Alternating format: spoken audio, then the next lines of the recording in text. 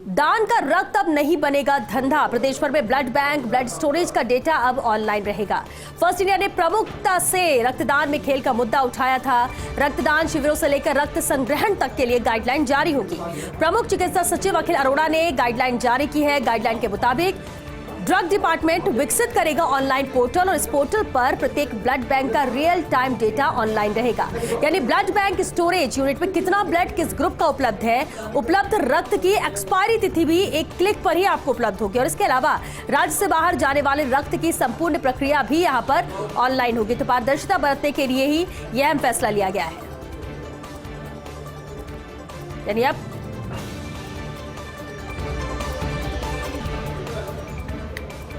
अब गुजरात नहीं जाएगा राजस्थान का पानी। पदभार संभालते ही जल संसाधन मंत्री मालवीय का ये बड़ा बयान आया। मंत्री महेंद्रजीत सिंह मालवीय ने कहा, गुजरात जा रहा पानी अब रोका जाएगा। इसको लेकर पहले दोनों राज्य सरकारों की बीच करार हुआ था। खेड़ा में 40 टीएमसी पानी नर्मदा का जाए पर गुजरात को पानी नहीं दिया जाएगा। लेकिन अब खेड़ा में पानी जाने के बाद भी गुजरात जा रहा है पानी। लंबे समय से 40 टीएमसी पानी गुजरात जा रहा है। कोटा उदयपुर संभाग में बहते पानी को रोकने के लिए एनीकेट और डैम बनेंगे। पंजाब से मांगा जाएगा राजस्थान के हक का पानी।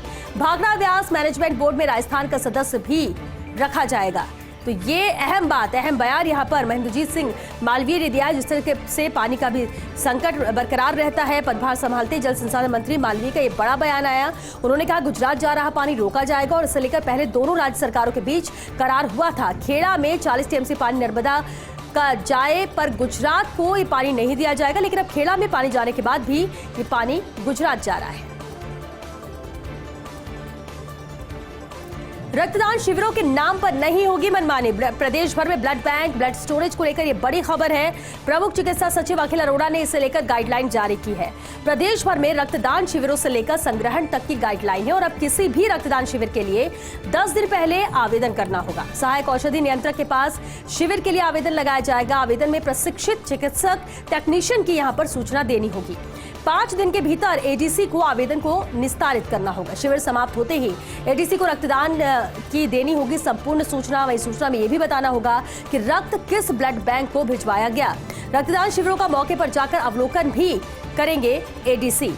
तो ये बेहद अहम निर्णय लिया गया। जिस तरह से रक्तदान शिविर लगता था वो मनमानी भी यहाँ पर नहीं चलेगी। प्रदेश भर में ब्लड बैंक, ब्लड स्टोरेज को लेकर ये बड़ी खबर है, जहां प्रमुख चिकित्सा सचिव अखिल अरोड़ा ने गाइडलाइन इसे लेकर जारी की है। प्रदेश भर में रक्तदान शिविरों से लेकर संग्रहण तक की ये गाइडलाइन है। अब किसी भी रक्तदान शिविर के लिए 10 दिन पहले आपको आवेदन करना होगा।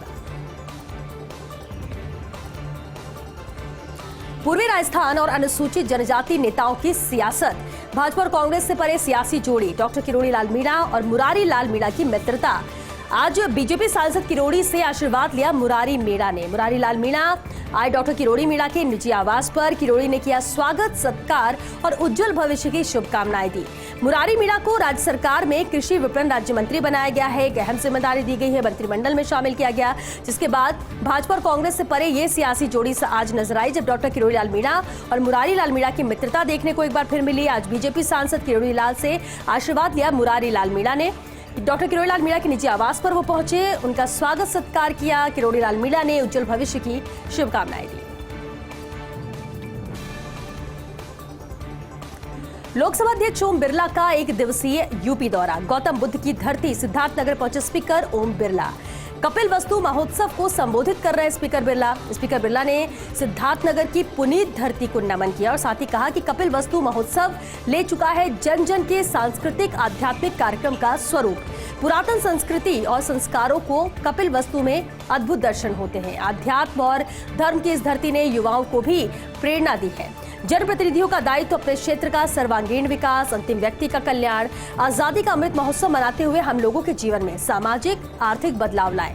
केंद्र एवं राज्य सरकार ने लोगों को आत्मनिर्भर बनाने के लिए अनेक योजनाएं बनाई है। स्वच्छता का अभियान आज देश के 130 करोड़ लोगों का सामूहिक संकल्प है। अपने अधिकारों की बात करते हुए कर्तव्यों को भी पूरा करना हमारी जिम्मेदारी है। भारत दुनिया के सबसे तेज बढ़ते देशों में एक है, हमें इसे श्रेष्ठ बनाना है। भारतीय युवा अपनी क्षमताओं से दुनिया के कई देशों में नेतृत्व कर रहे हैं। उत्तर प्रदेश का हर गांव, हर जिला आत्मनिर्भरता की ओर आगे बढ़े। मेरा जिला मेरा प्रोडक्ट की प्रतिस्पर्धा सभी गांव शहरों में होनी चाहिए।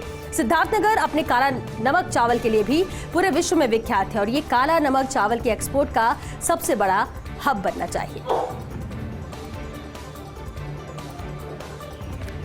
प्रदेश में आयकर विभाग की बड़ी कार्रवाई। Jewellers, finance, real estate, hotel कारोबारी समूह पर छापे पड़े हैं। बड़े ज्वेलर ग्रुप सहित 3 कारोबारियों के ठिकानों पर ये छापे पड़े। जयपुर में 46 और जयपुर से बाहर 10 ठिकानों पर छापेमारी हुई।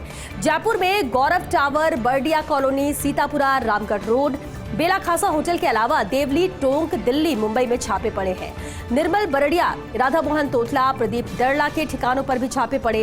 इनकम टैक्स के 400 से अधिक कर्मचारी छापेमारी कर रहे हैं। 100 से ज्यादा पुलिसकर्मियों की भी यहां मदद इस कार्रवाई में ली जा रही है। आयकर टीमों ने बड़ी संख्या में दस्तावेज भी यहां पर जब्त किए हैं। तो जयपुर और जयपुर के बाहर भी यहां बड़े स्तर पर छापे की कार्रवाई को अंजाम दिया गया है और एक बड़े कर्मचारी हैं जो इस छापे की कार्रवाई को अंजाम दिया जा रहा है और 100 से अधिक पुलिसकर्मी भी तैनात हैं। जयपुर के निजी स्कूल में कोरोना से जुड़ी ताजा अपडेट है। जयपुर के एक निजी स्कूल में अब तक 12 बच्चे पॉजिटिव आए। महापुरा स्थित जयश्री पेडीवाल स्कूल में पॉजिटिव आए हैं बच्चे। सर्विलांस के तहत निजी लैब से बच्चों के सैंपल करवाए गए थे। बोर्डिंग में पढ़ रहे अधिकांश बच्चे बाहर के रहने वाले बताए जा रहे हैं। सूचना पर CMHO 2 डॉक्टर हंसराज बधालिया मौके पर पहुंचे। डॉक्टर बधालिया के मुताबिक शुरुआत में एक बच्ची पॉजिटिव आई थी और इसके बाद एहतियातन 185 बच्चों की कोरोना जांच करवाई गई। इसमें से कुल 12 बच्चे कोरोना से संक्रमित मिले हैं। हालांकि राहत ये कि सभी बच्चे एसिम्प्टोमेटिक कैटेगरी में हैं। टीमें अब इस संक्रमितों के संपर्क वालों की स्क्रीनिंग भी कर रही है और इन सभी लोगों के लिए के सैंपल भी लिए जा रहे हैं ताकि संक्रमण और ना फैले। एक बच्ची पॉजिटिव आई थी जिसके बाद 185 सैंपल किए गए बच्चों का और उसमें 12 बच्चे पॉजिटिव आए। चिकित्सा मंत्री प्रसादी लाल मीणा की सादगी। फर्स्ट इंडिया से खास बातचीत में मीणा से पूछा गया सवाल, दवा और दारू के महकमे की जिम्मेदारी को लेकर सवाल था तो मीणा हंसकर टाल गए दोनों महकमों की जिम्मेदारी का सवाल। लेकिन फिर बोले सीएम साहब ने कुछ सोचकर ही जिम्मेदारी दी है। दोनों की विभागों की अपनी अपनी जगह अलग जिम्मेदारी है। मीणा ने कहा उद्योग विभाग जब कोई लेना नहीं चाह रहा था तब सीएम साहब ने मुझे जिम्मेदारी सौंपी जिसे बखूबी निभाया। उद्योग जैसे सुस्त विभाग में भी हमने बेहतर काम करके दिखाया। तो चिकित्सा विभाग को पहले से ही एक्टिव विभागों में से है।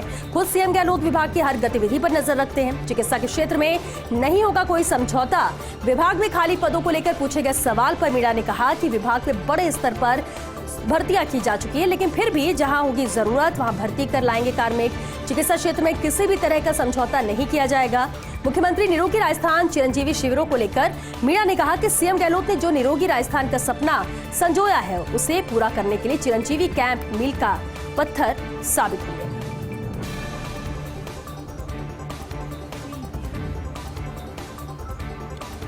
पीसीसी चीफ गोविंद सिंह डोटासरा का दिल्ली का अहम दौरा है। डोटासरा और सोनिया गांधी से आज मुलाकात की है। डोटासरा ने सोनिया डोटासरा के बीच 25 मिनट तक मुलाकात चली। मुलाकात के बाद मीडिया से डोटासरा ने कहा कि अध्यक्ष बनने के बाद ये शिष्टाचार मुलाकात थी। आने वाले समय में मोदी सरकार को महंगाई के मुद्दे पर घेरने, जन जागरण अभियान को आगे बढ़ाने पर चर्चा हुई है। साथ ही संगठन में नियुक्तियों को लेकर अजय माकन से मुलाकात होगी। मुलाकात के बाद फिर आगे का रोड मैप बनेगा। प्रदेश में बीजेपी बेहाल है। वसुंधरा राजे कहीं रैली निकाल रही हैं, पुनिया कटारिया कहीं और निकाल रहे हैं। बीजेपी के पास कोई मुद्दा नहीं है। कांग्रेस 2023 की तैयारी में है। तो मीडिया से मुखातिब होते हुए दिल्ली दौरे के दौरान पीसीसी चीफ गोविंद सिंह डोटासरा ने यह अहम बातें कही। तो बेहद अहम ये मुलाकात रही है। हालांकि जिस तरह से मीडिया से मुखातिब होते हुए उन्होंने कहा कि सोनिया गांधी से मुलाकात हो चुकी है, अजय माकन से भी चर्चा होगी, मुलाकात होगी। केसी वेणुगोपाल से भी इस दौरान मुलाकात हुई अजय माकन की। प्रदेश में बर्ड फ्लू का कहर है। बर्ड फ्लू के मद्देनजर पशुपालन विभाग अलर्ट मोड पर है। मुर्गियों में खतरे की आशंका को देखते हुए अलर्ट किया गया है। पशुपालन विभाग ने प्रदेश के सभी बड़े पोल्ट्री फार्म को अलर्ट किया। सभी जिला कलेक्टर्स को सचिव आरुषि मलिक ने यहां पर निर्देश दिए हैं। पशुपालन विभाग में रैपिड रिस्पांस टीम का गठन किया गया। सांभर में बर्ड फ्लू से कौवों और अन्य पक्षियों की यहां मौत हुई है। विभाग ने अब तक 58 पक्षियों की मौत की पुष्टि की। भोपाल से आई जांच रिपोर्ट में बर्ड फ्लू की पुष्टि हुई है। नमक झील में आए विदेशी पक्षियों पर पर विभाग ने कड़ी नजर रखी है। सांभर में लगातार रैपिड रिस्पांस टीमें सर्च कर रही हैं। विभाग ने आम लोगों से मृत पक्षियों को नहीं छूने की अपील की। मृत पक्षी मिलते ही जिला प्रशासन को सूचना देने की अपील यहां पर की है कि अगर कहीं भी मृत पक्षी नजर आए तो तुरंत ही जिला प्रशासन को सूचित किया जाए। हालांकि बर्ड फ्लू की पुष्टि होने के बाद रिपोर्ट जैसे ही आए और ये पुष्टि हुई, इसके बाद जरूर हड़कंप मचा हुआ है और एहतियात के तौर पर यहां लोगों को भी निर्देशित किया गया है कि अगर कहीं पे भी आपको मृत पक्षी मिलते हैं तो तुरंत ही जिला प्रशासन को इसे लेकर सूचित किया जाए, न कि नजरअंदाज किया जाए।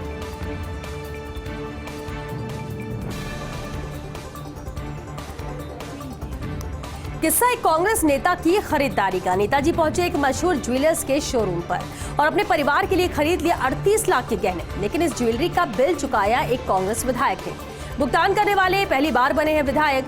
धीरे धीरे फिर ये बात पहुंच गई राहुल गांधी के दफ्तर तक और इसके बाद परेशान नेताजी ने ज्वेलर्स को फोन किया और अपनी तरफ से 38 लाख चेक भिजवाने की यहां पर बात की, लेकिन ज्वेलर ने चेक स्वीकार करने में असमर्थता जताई क्योंकि विधायक जी पहले ही कर चुके थे इसका भुगतान।